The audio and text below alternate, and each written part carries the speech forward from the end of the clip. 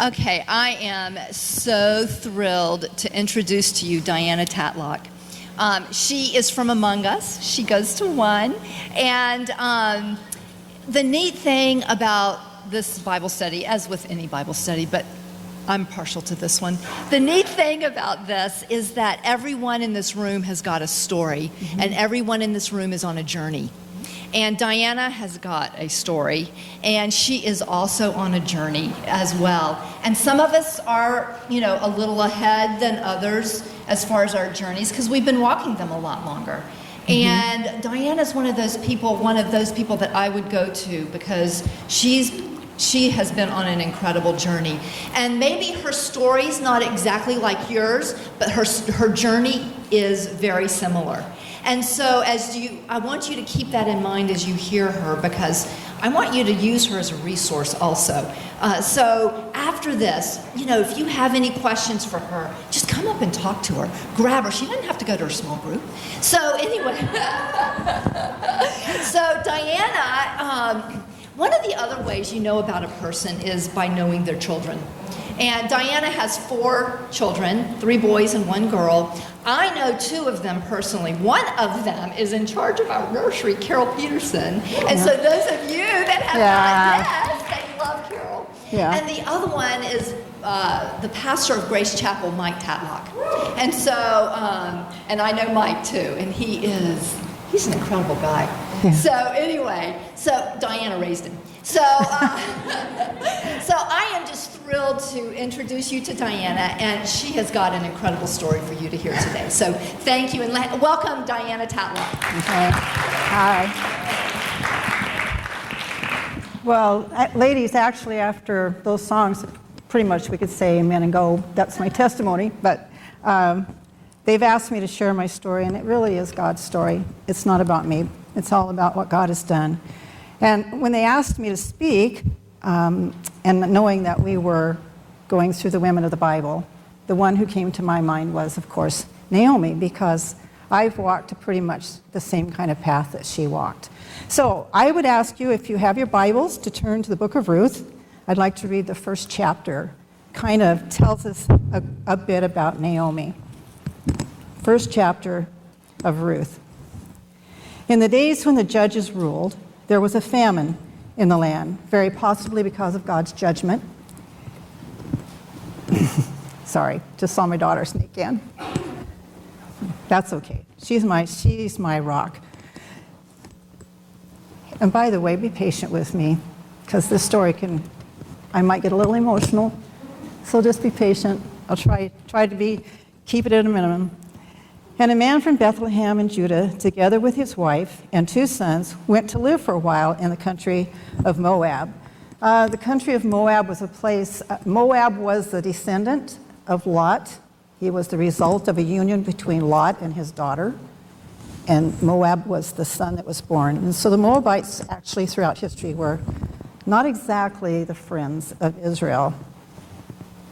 But they decided to go to Moab. And the man's name was Elimelech. His wife's name, Naomi, and the names of his 2 sons were Mahlon and Chilion. They were Ephrathites from Bethlehem, Judah. And they went to Moab and lived there.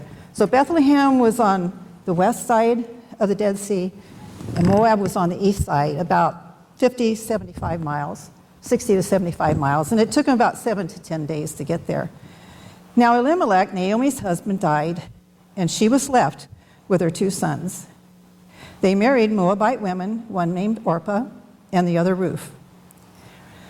After they had lived there about 10 years, both Mahlon and Chilion also died, and Naomi was left without her 2 sons and her husband. When she heard in Moab that the Lord had come to the aid of his people by providing food for them, Naomi and her daughters-in-law prepared to return home from there. With her 2 daughters-in-law, she left the place where she had been living and sat out on the road that would take them back to the land of Judah. Then Naomi said to her 2 daughters-in-law, "Go back, each of you, to your mother's home. May the Lord show kindness to you as you have shown to your dead and to me. May the Lord grant that each of you will find rest in the home of another husband." Then she kissed them, and they wept aloud and said to her, "We will go back with you to your people."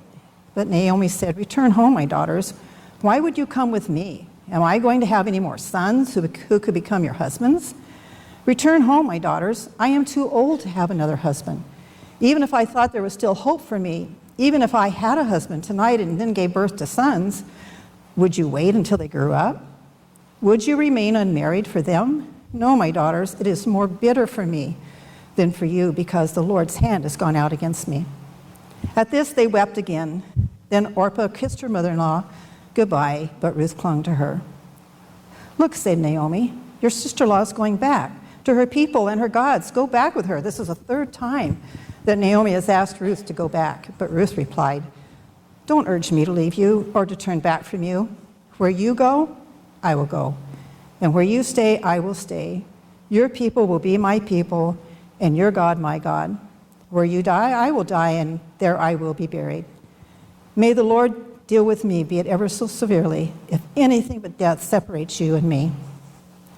When Naomi realized that Ruth was determined to go with her, she stopped urging her. So the two women went on until they came to Bethlehem. And when they arrived in Bethlehem, the whole town was stirred because of them. And the women exclaimed, can this be Naomi? Don't call me Naomi, she told them. Call me Mara, which means bitter, because the Almighty has made my life very bitter. I went away full, but the Lord has brought me back empty. Why call me Naomi? The Lord has afflicted me. The Almighty has brought misfortune upon me. So Naomi returned from Moab, accompanied by Ruth the Moabitess, her daughter-in-law, arriving in Bethlehem as the barley harvest was beginning. And so we know the rest of the story. They are there in the land, and Ruth goes out to get food in the fields for she and her mother-in-law, Naomi, and she loves Naomi. She's going to take care of her. And Naomi has no sons to take care of her. She has no husband to take care of her, but she has a loving daughter-in-law that's going to be there and help her. And Ruth encourages her to go out. She meets Boaz. Boaz is the kinsman redeemer, the one that can help them and carry on the line of Naomi's sons. There's another one in line, but he doesn't want to do it. So then we find in chapter 4, verse 9, then Boaz announced to the elders and all the people, today you are witnesses that I have bought from Naomi all the property of Elimelech, Chilion, and Mahlon. I have also acquired Ruth the Moabitess, Mahlon's widow, as my wife, in order to maintain the name of the dead with his property, so that his name will not disappear from among his family or from the town records. Today you are witnesses. So Boaz took Ruth, and she became his wife. Then he went to her, and the Lord enabled her to conceive, and she gave birth to a son. The women said to Naomi, praise be to the Lord, who this day has not left you without a kinsman and redeemer. May he become famous throughout Israel.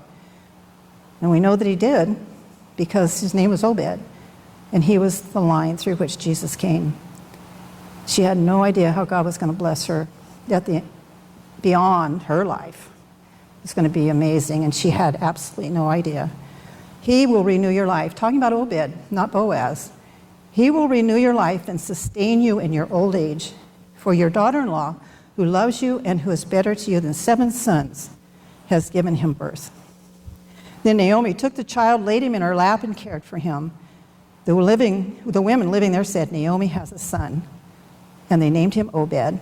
He was the father of Jesse, the father of David. And just a side note I found as I was studying, interesting, Ruth was a descendant of Lot, and Boaz was a descendant of Rahab.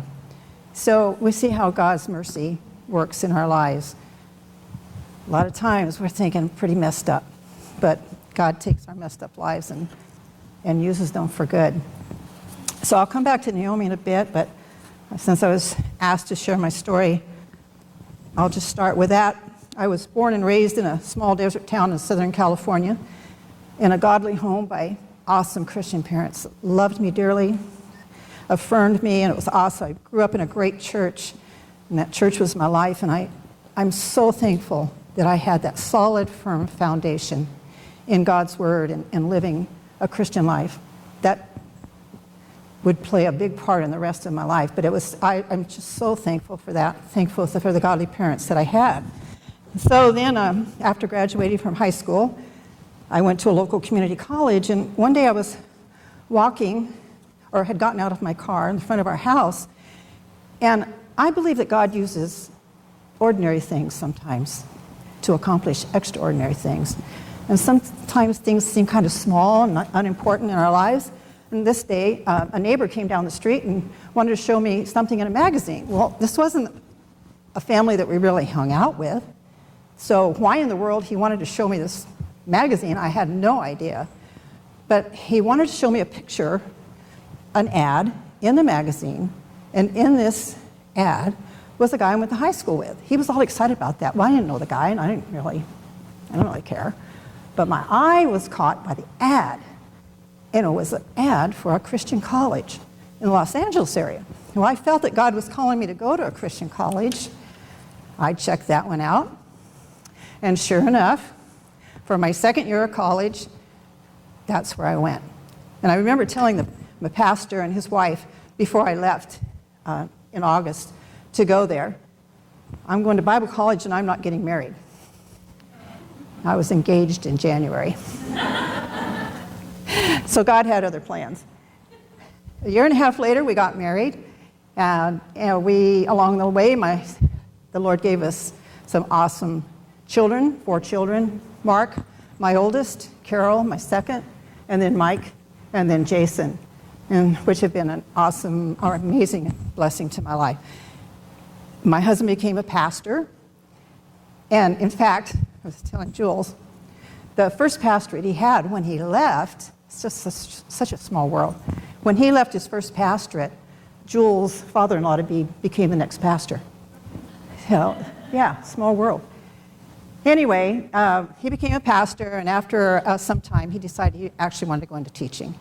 He left the pastorate, went into teaching, and then that led to me becoming a teacher, and for many years, we were teachers, and then I got really sick, and I couldn't continue teaching, and a little bit later, Larry decided that he wanted to teach on a college level. Didn't want to teach high school anymore. So he put out his resumes and was hired at a small college way up in the frozen tundra. Now, we were living in a beach city in California. Okay? A little bit different. I was raised in the desert, lived in a beach city, never driven on the ice, never really been too much in the snow. And we went up there where there's snow 6 months out of the year. It doesn't melt, it's there. And the ice on the roads are about that thick in the town. They don't even bother to clear them off. You just learn to drive on the ice. So anyway, we headed up. Mark stayed there. He had just graduated college, was going into grad school, so he stayed in California. Carol had completed 2 years of college, decided to go with us, and Mike and Jace were in junior high. So loaded up the U-Haul, the car, family, the dog, and took off for Canada. Took us 8 days, kind of like took Ruth and Naomi, or it took Naomi 7 to 10 days to go to her foreign land. Took us about 8 days to get to our foreign land. So we got there, and it was beautiful. It was just amazing land. We had tremendous experiences there over the 10 years we were there. By the way, Naomi was in Moab for 10 years, and I was in Canada for 10 years. So that's kind of a few parallels there. But anyway, we got there, and the first year I didn't work, which was kind of a relief for me. I'd been working all those years. So we were there on visas. We were not citizens of the country. We had to be there on visas. But I want to back up and tell you a story before that, talking about the ice. I was there one day, and I hadn't really had much experience driving on the ice, and my family was all at home. And I was on my way home from town, and I started to turn the corner. And you're not supposed to use your brakes very much. But I did. And I ended up in a ditch. And I was pretty shaken up. And these college guys saw me, they came along, and they pushed me out. And I'm kind of a reactionary kind of person when things happen. And I got home, and I opened the front door, and I said, that's it. Nobody's driving the rest of the winter. I was like, well, that's not really very practical when you have 6 months of snow. So we did drive, but that was really scary for me. But anyway, at the end of the year, during that year, I had been allowed to take a couple of college courses because my husband was on staff, and I could take them for free, and I'm figuring, well, why not? Might as well. So I took those 2 college courses. At the end of the year, we had arrived in July. So in July, we had to go back to immigration and renew our visas, work visa, student visa, whichever one we were on. So we're sitting around in the office there, and the officer was asking us questions, and somehow it came out in the interview that I had taken these 2 classes. Next thing I know, I'm being escorted back into the inner sanctum, into an office with windows where everybody could see. And he sits me down and says, and he sits at the desk and says, I could have you arrested right now and kicked out of the country. Reactionary person that I am. In my mind, it's like, oh no, I've just cost my husband his dream job. We're going to get kicked out of the country.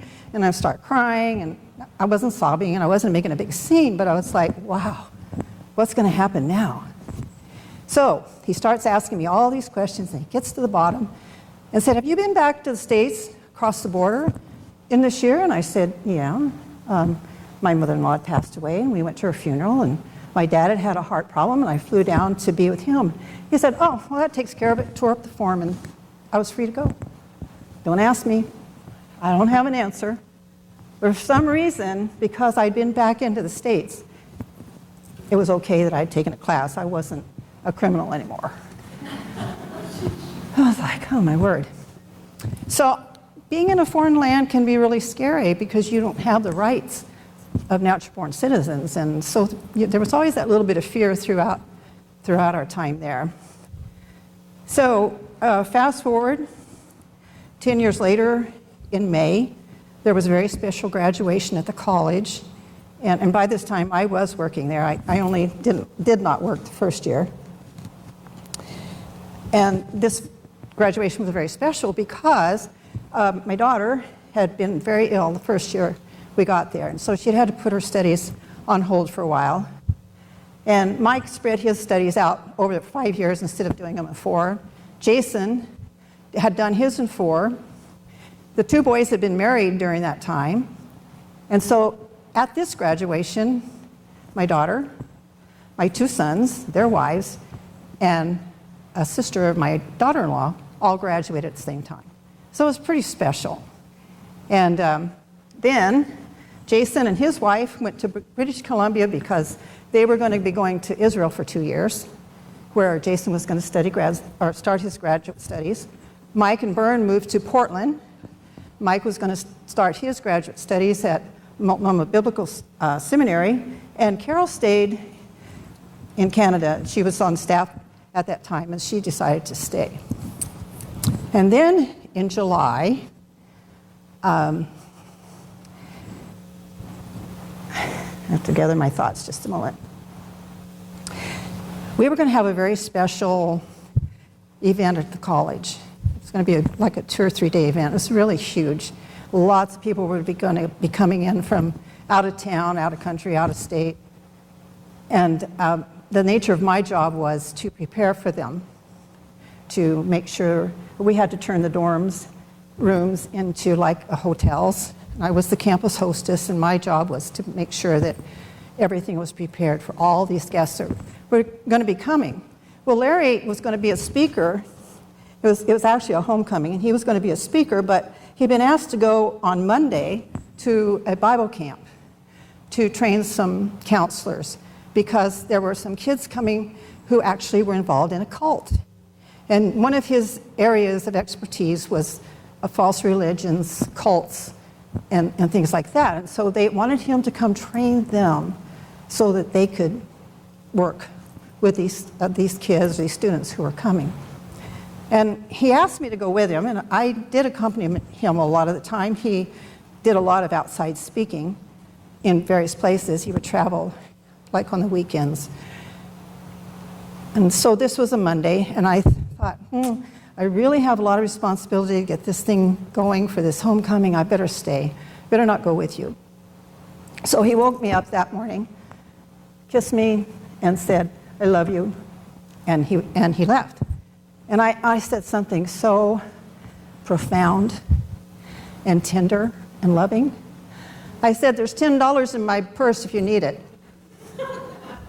You know, that was it. And so I went to work, came home for lunch, and those were the days of answering machines. We didn't have cell phones in those days. And there was no message there. He always called me when he traveled, but there was no message, and I figured he probably got involved talking. So I went back to my office, and as I entered the building, down the hallway came our pastor and a police officer. Well, we'd had vandalism outside the building, and I thought, that's why they're here.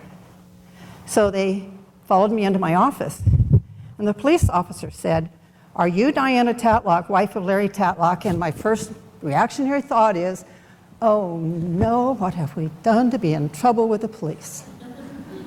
Remember back immigration? Yeah. And then the pastor said, "Larry was in an accident this morning." And? Is he in the hospital? He didn't finish the sentence. And the police officer, who I had never seen in my life, said, "And he's gone home to be with the Lord." And this time, it wasn't a big reaction. I just sat down. And I think I was in shock.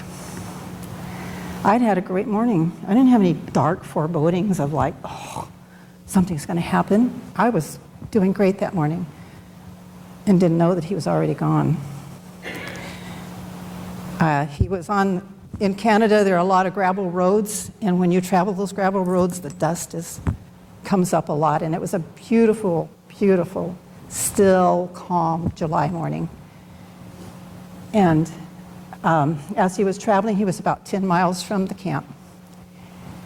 And this big semi-truck hauling a tractor came toward him, and they passed each other, but the truck was so heavy, stirred up so much dirt. And Larry was driving a white pickup. And he went into that cloud of dirt, and not knowing that behind the tractor trailer was another white pickup. And they hit head on. And he was killed instantly. And one of my thoughts was, well, he went up in a cloud of dust. God took him immediately. He didn't suffer, and I was glad for that. And I know that Naomi was bitter, and I can honestly say I wasn't angry. I knew God had a reason.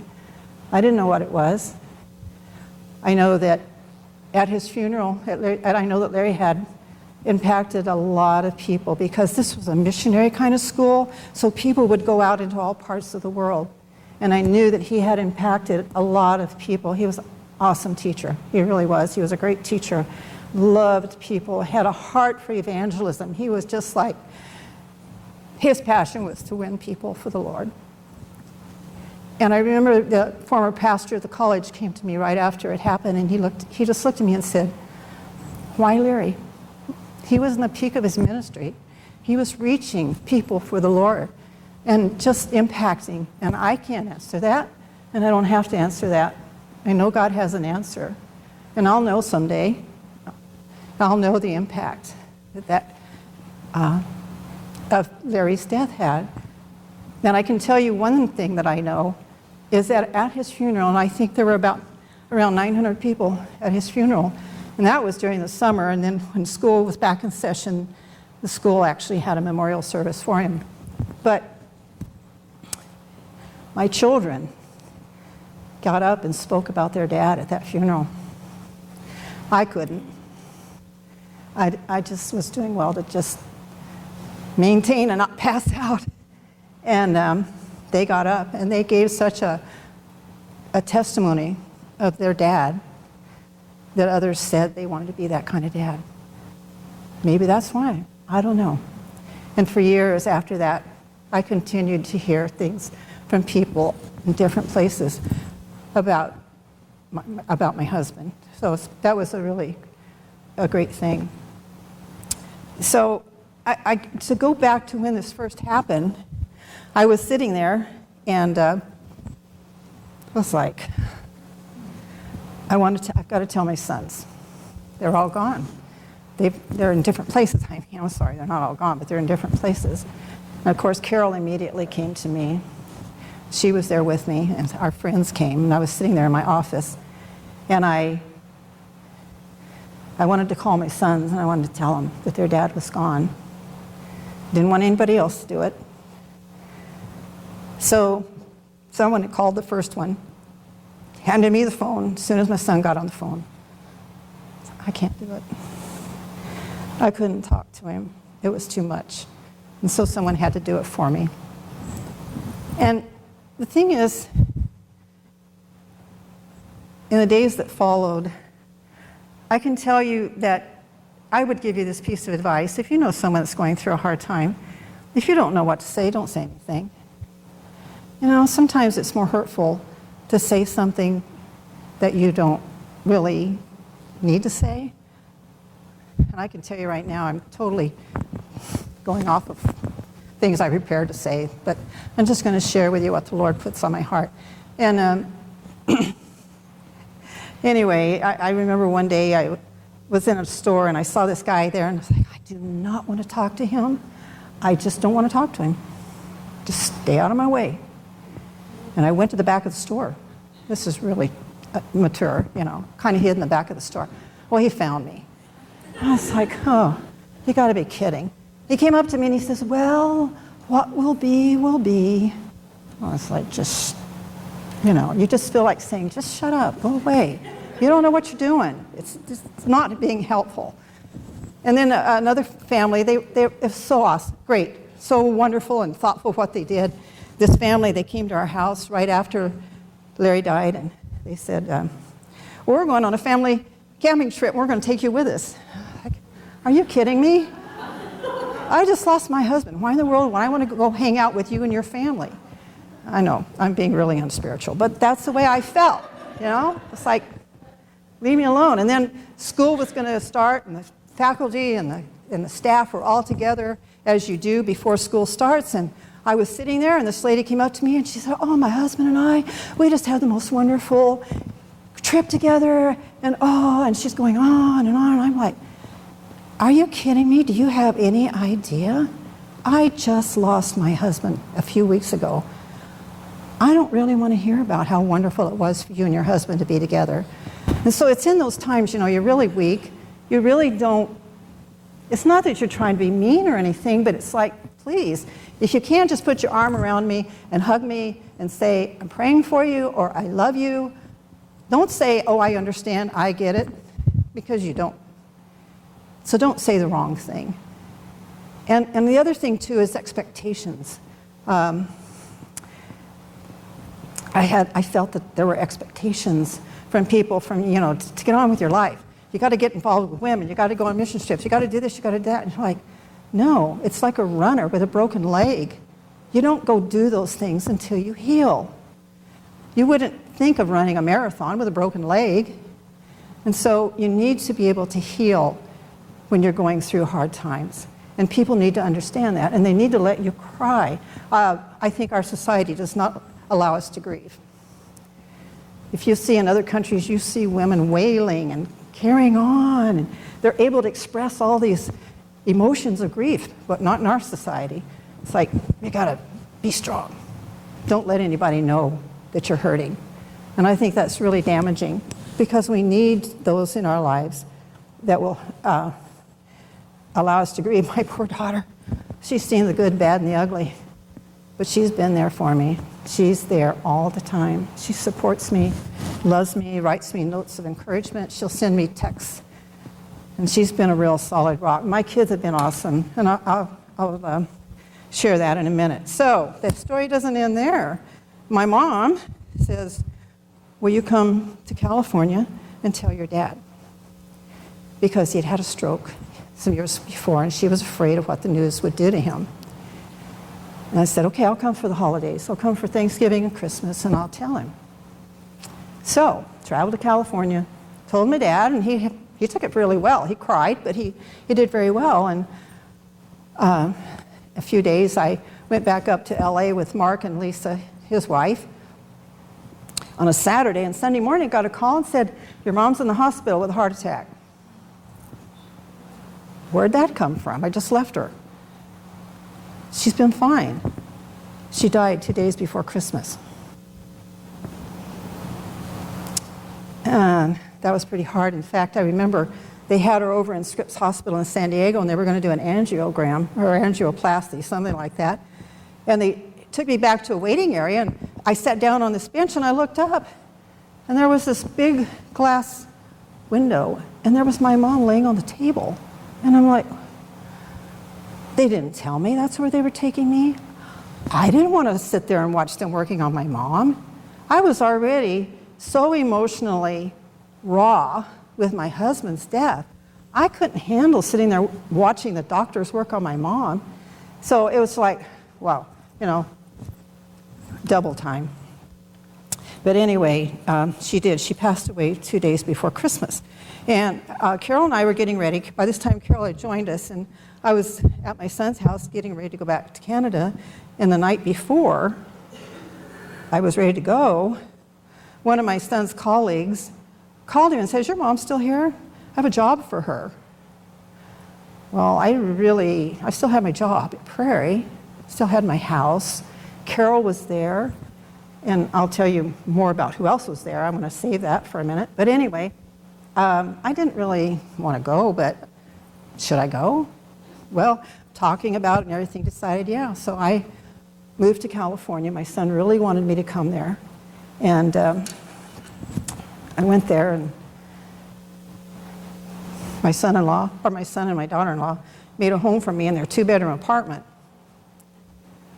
And my daughter-in-law is an amazing, godly woman. She's a published Christian author. She has her PhD in education. She's got 5 kids that she homeschools, put her career on hold to do that. She's great. At the time, she did not have the kids. And she's a very strong woman, obviously.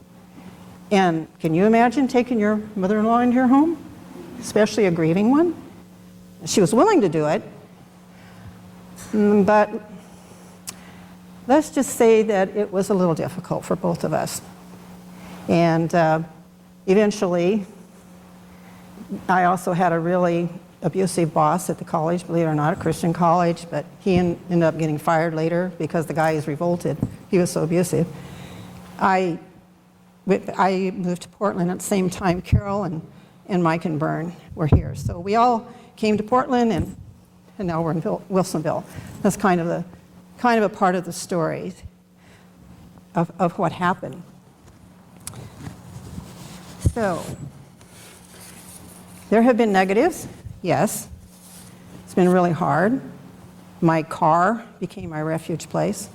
I could yell and scream and cry and do whatever I wanted in that car, and nobody could hear me or judge me. And that was my really safe place. I mean, I don't know about drivers who might have seen me. Might have scared them, but it was a really safe place for me to do that. And there were a lot of losses.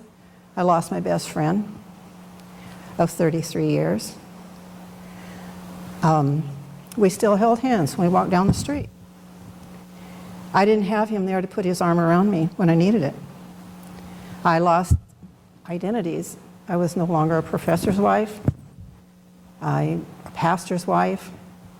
I still had my job, but there were things that dramatically changed for me that day. I loved having my own house and decorating and entertaining. Our house was on campus, so it was a hub for kids, for students to come. And we just had tons of students that would be in our home, and I would entertain them and feed them and interact with them, and it was great. I wouldn't have that anymore. And of course, moving to California now, I didn't have my house anymore. And there were just so many different ways that my life really changed that day. And I could really focus on the negatives if I wanted to, but that's not what life's supposed to be about. God's not about the negatives. He's about the positives.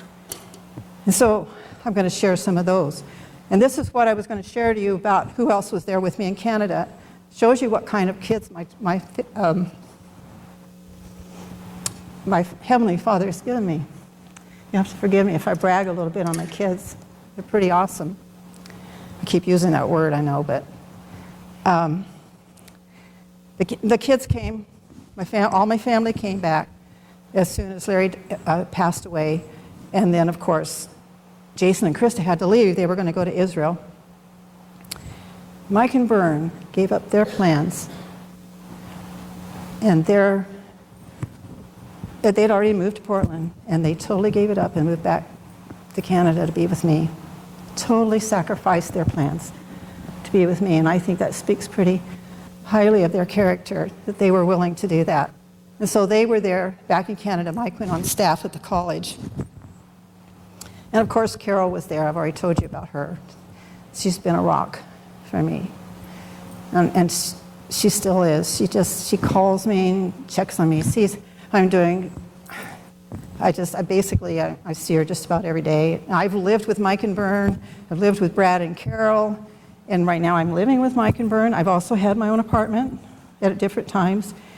And then Jason, of course, is in Georgia and can't talk to me, but or can't meet with me or anything. But he calls me, encourages me on a regular, whenever he can, and that's an awesome thing. And then Mark and Lisa fly me down a couple of times a year, and I get to spend time with them and the kids. And I don't see Jason and Krista and the boys that often because Georgia's so far away, so I don't get to see them very often. And in the first 12 years after Larry passed away, 12 years, God gave me 12 grandchildren. So Naomi was given a grandson. I've been given 12 grandchildren. And so it's been such a wonderful thing to be able to have those grandchildren in my life. And beyond that, God has been with me every step of the way. Now, there's 3 ways that I specifically have felt God's presence in my life, and I mean felt his presence. Now, I don't know all the theological ramifications, and I don't know what your view is on this sort of thing, but I can tell you that God has supernaturally done something 3 times in my life since my husband died. First of all, it was right after he died, and I didn't have him to put his arm around me. I was standing in the bedroom, and I literally felt a presence put their arm around me, just like he did. He would stand there with his arm around me like this, and I literally felt that. Was it Larry? Was it an angel? Was it God? I don't know, but I know it was real, and it was a time that really comforted my heart. I was not able to tell Larry goodbye. My last awesome words. There's the $10. By the way, I got out my Bible. I put my own personal Bible away in storage for protection. As you can see, it's kind of frayed, and I put lots of stuff in there. And I was looking to see if there was anything in there that I could use. I found his wallet. Guess what's in there? There's that $10. So it means a lot to me, even though it's just a little $10 Canadian bill. But anyway, I wasn't able to tell him goodbye. And I did have a dream one night. And I have lots of dreams, and I don't remember most of them, but I still remember that one. And I was at a church, and Larry came to me out in the front, in the vestibule part. And we met together, and I was able to tell him goodbye. And I believe that was real. That was the time that I actually was able to say goodbye. And the third time was since I've lived here in Wilsonville, and when I was having a hard time, and sorry about the noise. I literally felt, I have a little love seat in my room, and I literally felt that Larry was sitting on that love seat, and Jesus was sitting next to him. And I know it was real. Was it Larry? I don't know, because I don't know if God allows people to come back. Maybe it was an angel, but I know it was real. And it was a real encouragement to my heart. And God has encouraged me over and over and over again. He has been faithful. These songs so describe what God has been to me. He's been so faithful. I've literally been on the floor, just in pain, in despair. It's hard. It's not easy. There is a part of me that died that day that my husband died. Something that will never be the same again. But God's there, and he's faithful. And every time I'm down there, because I can't go any lower than the floor. That's why. You're just there on the floor. That's as low as I can get. And God comes, picks me back up, carries me on, gives me the strength, and on we go again. And he has just so richly blessed my life. I have experienced things through this spiritually that I never would have experienced had I not gone through this. I don't wish that on anybody. And every one of you has your own experience. It may not be death. Maybe you've lost a pet. Pets are important. Maybe you've lost a home or a job. There's all kinds of loss. So everyone has their own kind of grief to go through. But I can tell you that every single grief, every trial, every difficulty, God is faithful. We may not feel it. Our emotions and our feelings can kind of mess us up sometimes. But I can tell you that God's character does not depend on our feelings. God's character doesn't change. We may not feel like he's there. We may be angry. It isn't that I haven't had anger, but it's been more at people than it has been at God. You can ask my daughter about that one. She's my sounding board. So, and I know my father-in-law told my husband something about wearing that redhead. Anyway, but I can tell you that God has been faithful. And so back to Naomi. I believe that Naomi really taught Ruth and Orpah. It's not Oprah. Oprah said one time that her mom got the name mixed up. Anyway, it's Oprah. Orpah. I can't get it right. Okay, Orpah and Ruth. I really believe that Naomi was a positive spiritual influence in their lives.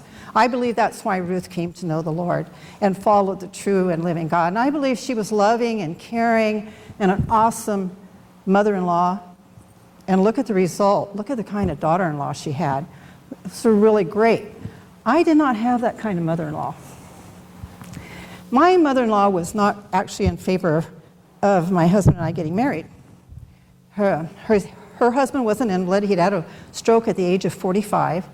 And Larry was a breadwinner in that home, helping feed the parents, his brother, a cousin, both of whom were in high school. He went to college, he played basketball on a college scholarship, and worked. So this guy was pretty busy. And he was very, very responsible. And I don't think she was too thrilled about things changing, you know. Maybe she thought it wasn't the best thing. I don't know. She was a 5'2" package of dynamite, and she scared me.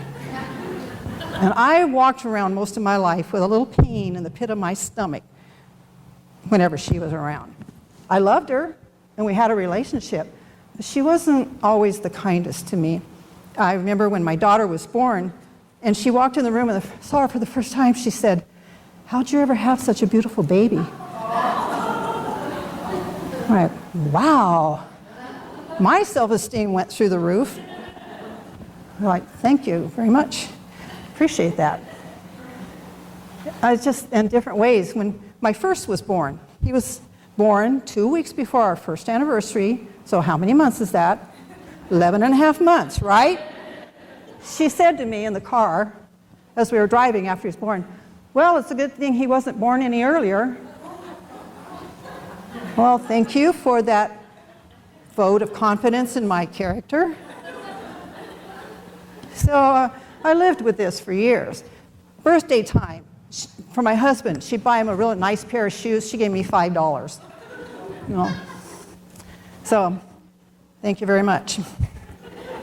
Well, on our 22nd anniversary, 22 years, she gave me an anniversary card. I found it in my Bible. I'm going to share it with you. So in the front part, it says, "Dear Larry and Diana," and you go on to read it. It says, "May you have many more," and then love. And then right down here, it says, "Inside." So I open the inside. 22 years later, this is what she said. "Dear Diana, you have made Larry so happy. It has been a wonderful life for you and him. I am so happy you found each other. Nothing could be better. I don't tell you as often as I should, but I love you very much. And my oldest son said, Mom, I think Grandma's finally accepted you. It's like, okay, I guess you have. Thanks. A little late, but... And I have to be honest, okay, I'm just going to show you how unspiritual I am. When we moved to Canada, I was a little bit relieved to be away from my mother-in-law. Not very nice. Anyway, Ruth or Naomi was not like that, and God richly blessed the end of her life. And God has so richly blessed me. I don't even have time to share all of that with you. But I would leave you with this challenge. What kind of mom, daughter, daughter-in-law, grandma, aunt, friend, sister will we as women be? What kind of input spiritually will we have on those people that God has placed in our lives? And I think that's what really matters. The only thing that really matters is what's going to count for eternity. And we're each going to have an impact on somebody's life. What kind of impact is that going to be? Shall we pray? Father in heaven, you are so wonderful and faithful. You keep all of your promises. You never fail. We may not feel that way sometimes, and sometimes you feel like you're far away, but you always answer our prayers. And you love us with a love that we'll never understand this side of heaven. You comfort us, you guide us, you protect us and provide for us. And it's such a wonderful life, loving you, serving you, and being right where you want us to be, held in your arms of love. Thank you, Jesus. Amen.